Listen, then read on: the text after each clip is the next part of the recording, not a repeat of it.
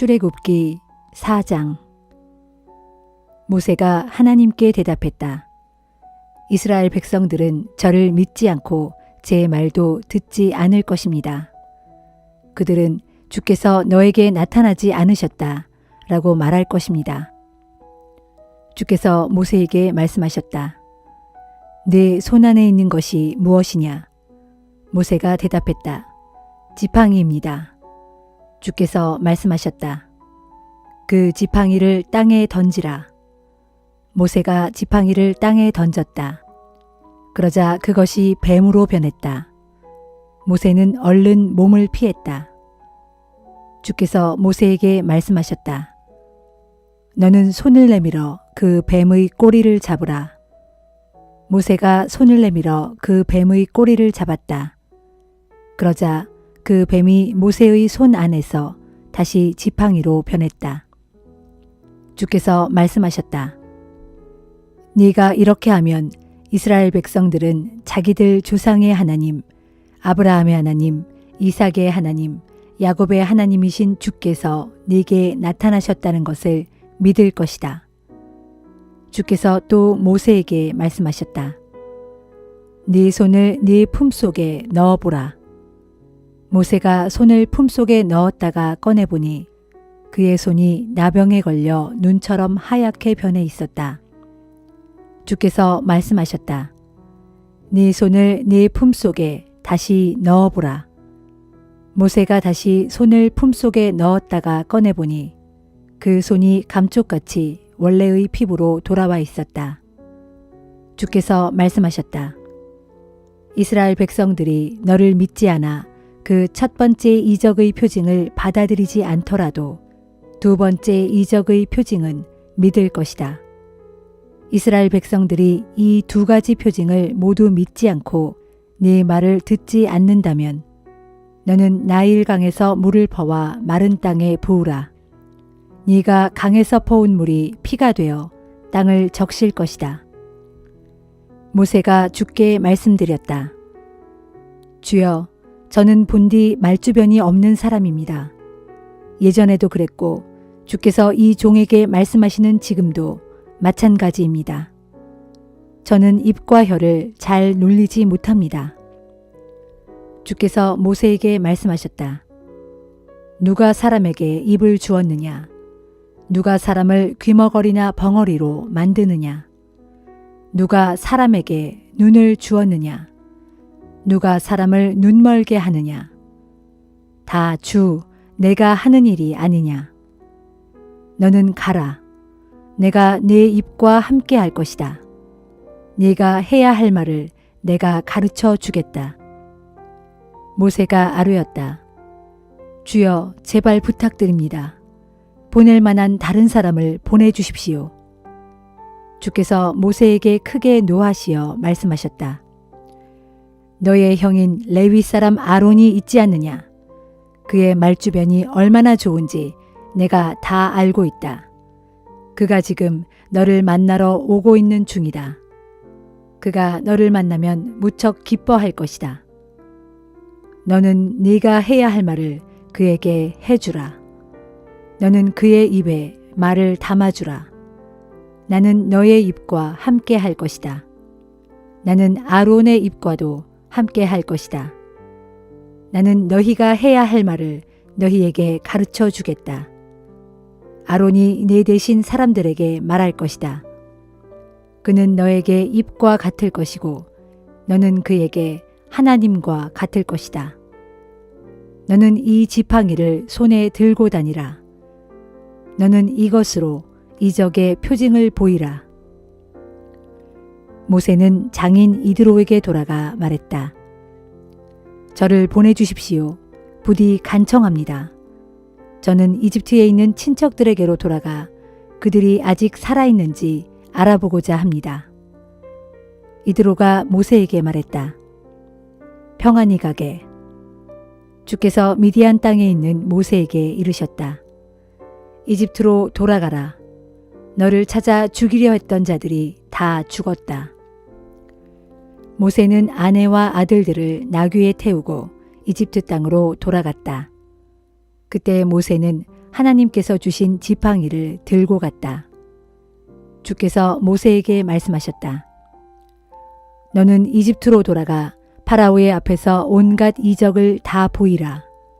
하지만 내가 그의 마음을 완고하게 만들 터이니 그가 내 백성을 순순히 보내주지 않을 것이다. 너는 파라오에게 말하라. 주께서 이같이 말씀하신다. 이스라엘은 내 아들, 내 맏아들이다. 내가 네게 말한다. 너는 내 아들을 보내 나를 경배하게 하라. 만일 네가 내 아들을 보내주지 않으면 나는 네 아들, 네 맏아들을 죽일 것이다. 모세가 길을 가다 하룻밤 묵으러 숙소로 들어갔다. 주께서 모세에게 나타나 그를 죽이려 하셨다. 십보라는 재빨리 날카로운 돌을 집어들어 자기 아들의 포피를 잘랐다. 그녀는 그 포피를 모세의 발에 갖다 대고 말했다. 당신은 제가 피 흘려 얻은 남편입니다. 그러자 주께서 모세를 놓아주셨다. 십보라가 말했다. 당신이 피 흘려 얻은 남편인 것은 할례 때문입니다. 주께서 아론에게 말씀하셨다. 광야로 나가 모세를 맞이하라. 아론은 하나님의 산으로 가서 모세를 만났다. 그는 모세에게 입을 맞추었다. 모세는 아론에게 하나님께서 자기를 보내시며 하신 모든 말씀을 다 말해 주었고 또 하나님께서 자기에게 행하라 하신 이적의 표징들도 낱낱이 다 말해 주었다. 모세와 아론은 이집트로 가서 이스라엘 장로들을 모두 불러 모았다. 아론은 주께서 모세에게 말씀하신 내용을 이스라엘 장로들에게 모두 전달해 주었다. 그리고 모세는 백성들 앞에서 이적의 표징들을 보여주었다. 백성들은 모세와 아론을 믿었다. 그들은 주께서 이스라엘 백성들을 굽어 살피셔서 자기들의 고통을 다 아신다는 말을 듣고 모두 엎드려 주께 경배를 드렸다.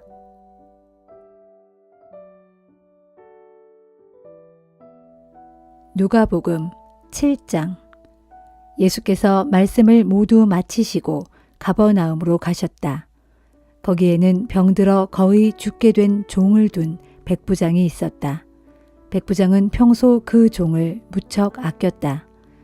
그래서 백부장은 예수께서 자기 마을에 오셨다는 말을 듣고 유대인 장로 몇 사람을 예수께 보내어 자신의 병든 종을 고쳐주시기를 간절히 청했다. 유대인 장로들은 예수께 부탁했다. 그 백부장은 그런 은혜를 입기에 부족함이 없는 사람입니다. 그 사람은 유대인을 사랑할 뿐만 아니라 우리를 위하여 회당도 지어주었습니다. 그 말을 듣고 예수께서 장로들과 함께 가셨다. 백부장의 집에서 그리 멀지 않은 곳에 이르렀을 때 백부장은 자기와 가까운 사람들을 보내어 예수께 말했다. 주님, 주님께 심려를 끼쳐드리고 싶지 않습니다. 저는 주님을 저희 집에 모실 만한 자격이 없는 사람입니다. 그러니 주님께서는 말씀만 하십시오. 그러면 제 종이 나을 것입니다. 저도 상관을 모시고 있지만 제 밑에도 부하들이 있어서 제가 가라 하면 가고 오라 하면 옵니다.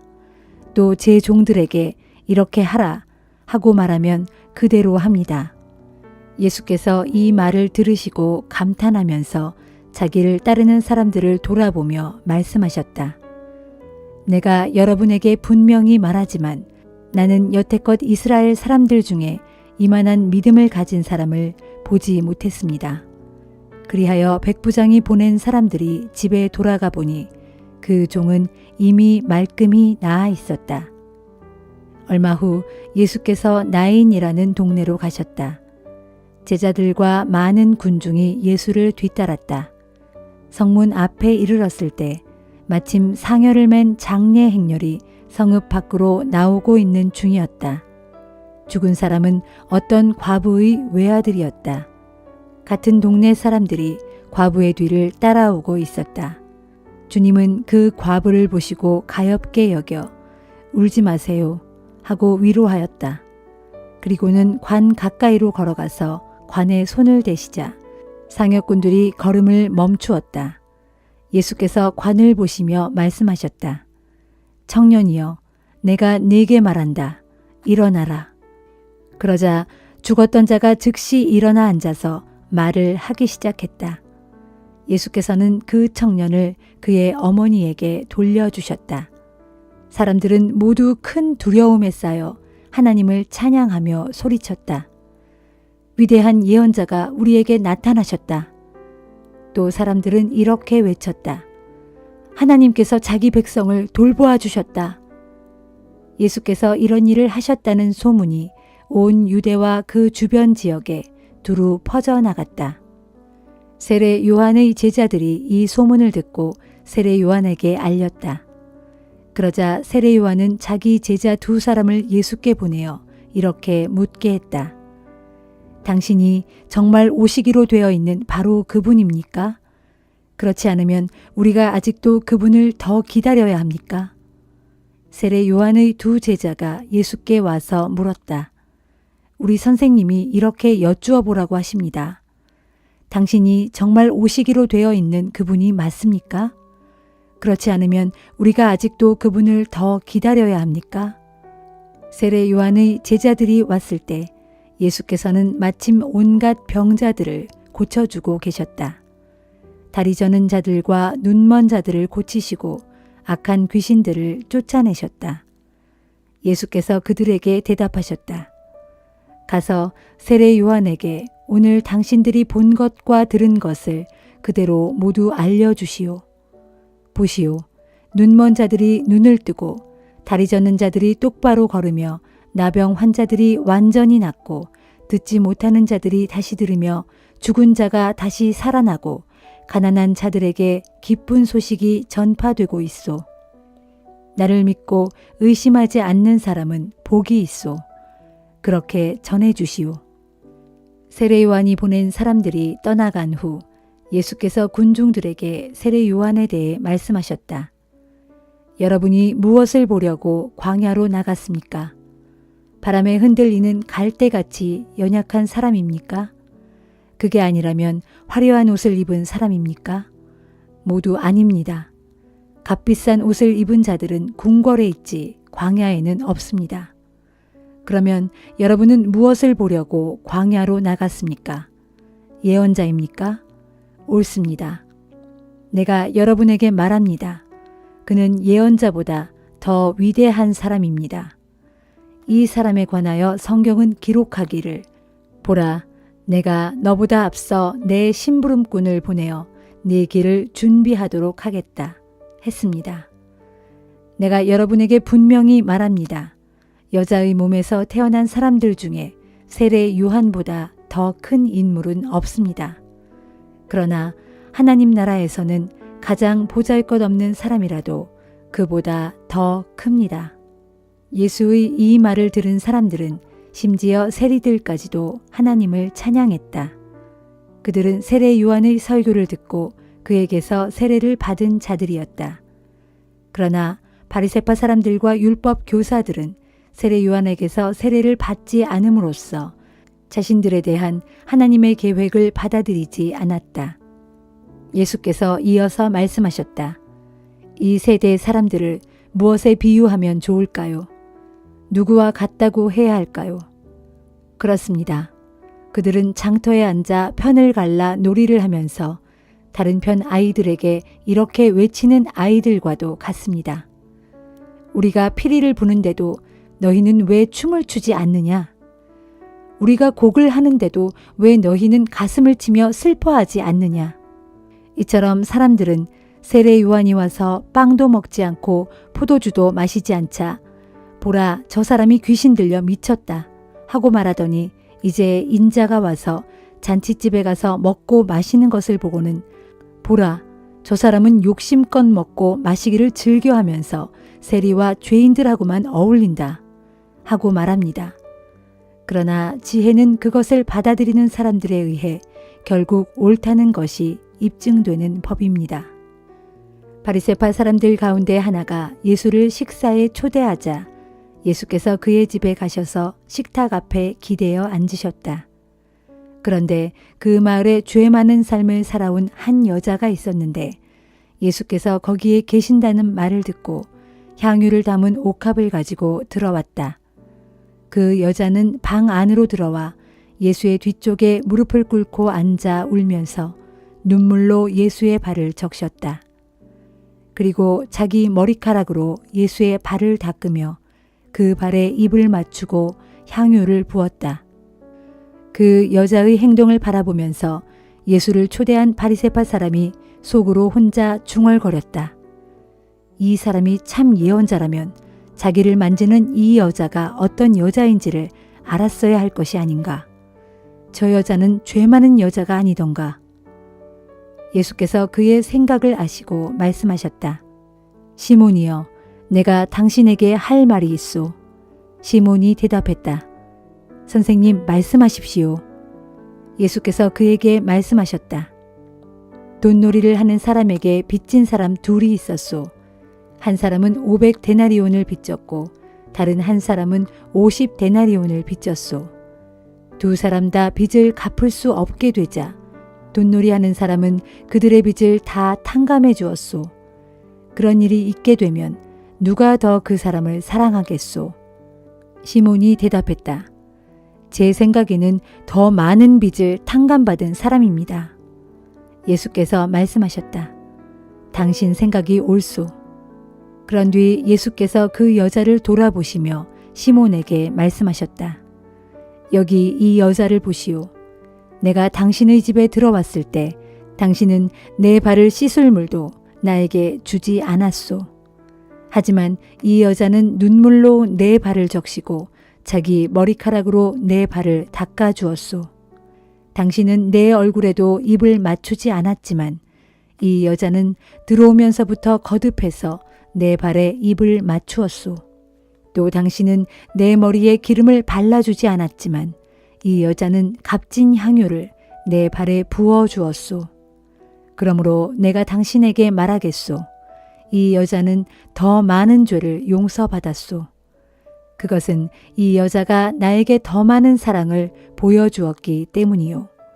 용서받은 것이 적은 사람은 사랑도 적게 나타내는 법이요.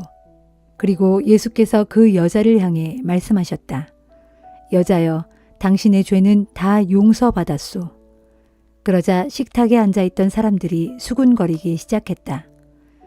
도대체 이 사람이 누구이기에 죄까지도 용서한다고 말하는가? 그러나 예수께서는 그 여자에게 계속 말씀하셨다. 여자여, 당신의 믿음이 당신을 구원하였소. 이제 평안히 돌아가시오.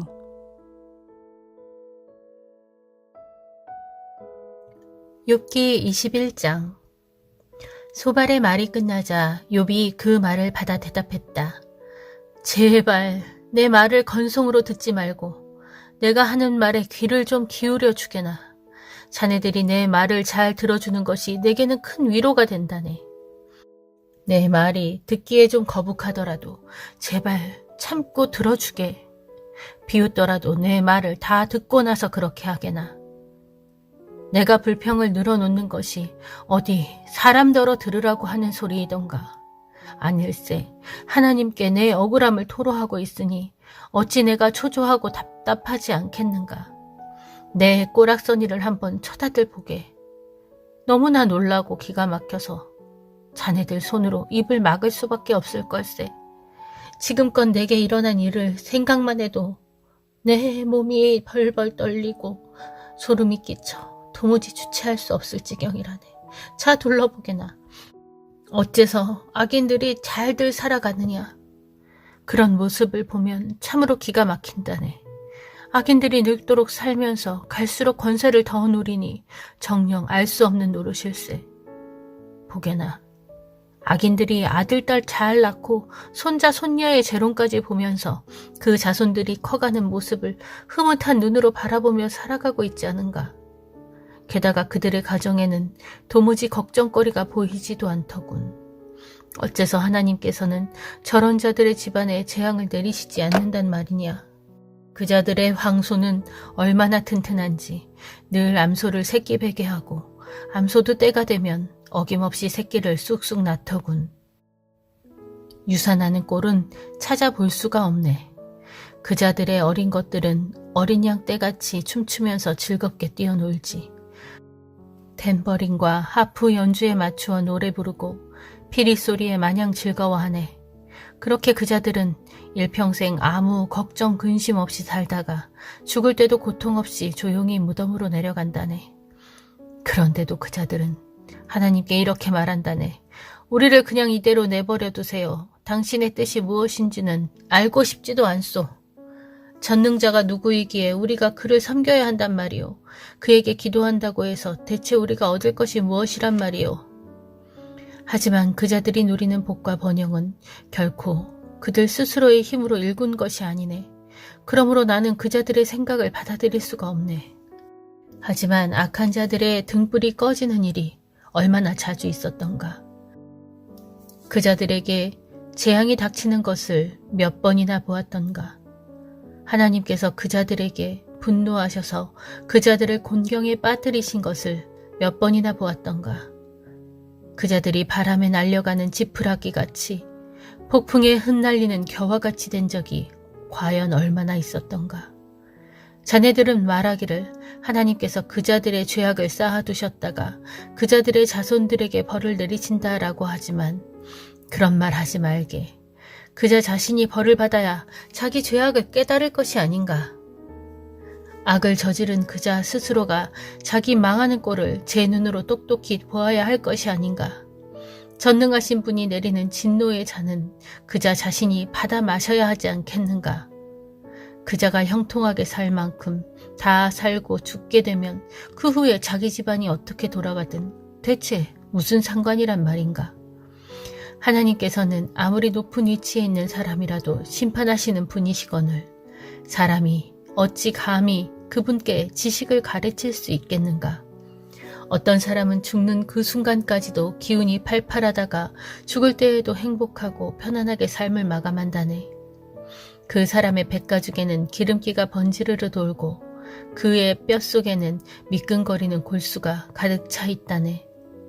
그런가 하면 어떤 사람은 일평생 도무지 행복이란 걸 맛보지 못한 채 고통스럽게 살다가 죽을 때에도 고통 가운데 삶을 마감한다네.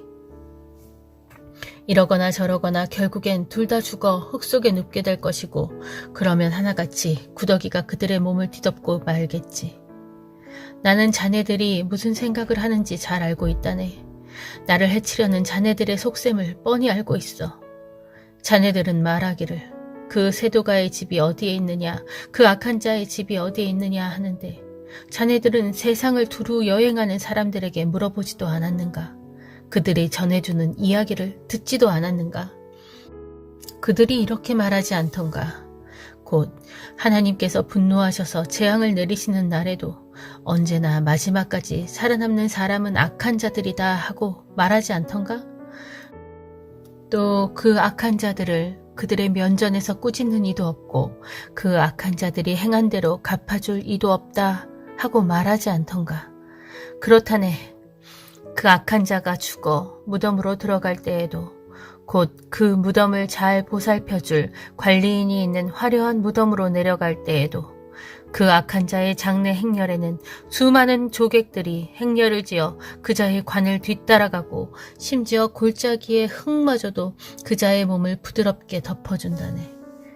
그런데도 자네들은 모든 악인의 번영은 잠깐뿐이고 그들은 생각하지도 못하고 알지도 못하는 사이에 갑자기 멸망한다 하면서 그렇게 말도 안 되는 빈말로 나를 위로하려 드는군. 그러니 자네들이 내게 하는 말은 온통 거짓말뿐이라네.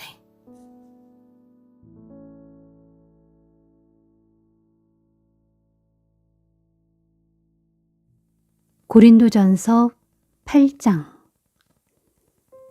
이제 우상에게 바쳐진 제물에 대해 말하겠습니다. 우리에게는 저마다 지식이 있지만 지식은 사람을 교만하게 만듭니다. 하지만 사랑은 덕을 세웁니다. 뭔가를 안다고 생각하고 있는 사람은 마땅히 알아야 할 것을 알지 못하는 사람입니다. 그러나 하나님을 사랑하는 사람은 하나님께서 그 사람을 알아주십니다. 그러면 우상에게 바쳐진 음식을 먹는 문제에 대해 생각해 봅시다. 우리 모두가 잘 알다시피 세상의 모든 우상들은 아무것도 아니고 참된 신은 오직 하나님 한 분뿐입니다. 비록 하늘과 땅에 여러 신들이 있다고 믿는 사람들이 많지만 우리에게는 오직 아버지 되시는 하나님 한 분만이 계실 뿐입니다. 그분께서 만물을 창조하셨고 우리는 오직 그분의 영광을 위해서 살아갑니다. 또한 우리에게는 한 분이신 주 예수 그리스도가 계시는데 온 세상의 모든 것들이 그분으로 말미암아 존재하고 우리도 그분으로 인해 살아갑니다.